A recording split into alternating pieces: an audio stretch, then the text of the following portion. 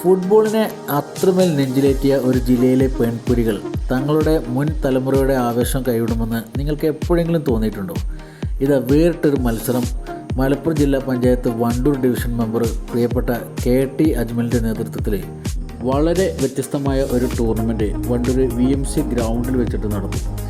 ജില്ലയിലെ വിവിധ സബ് ജില്ലാ ടീമുകൾ, അതുപോലെ തന്നെ വിവിധ ക്ലബ്ബുകൾ, അങ്ങനെ പെൺകുട്ടികളുടെ ഒരു അടിപൊളി ഫുട്ബോൾ മത്സരമായിരുന്നു കിക്ക് ഓഫ് എന്ന പേരുള്ള ഈ ഒരു ടൂർണമെൻറ്റിൽ വെച്ചിട്ട് നടന്നിട്ടുള്ളത്. നിരവധി ആളുകളാണ് ഈ ആവേശ പോരാട്ടത്തിന് കാണികളായി എത്തിയത്.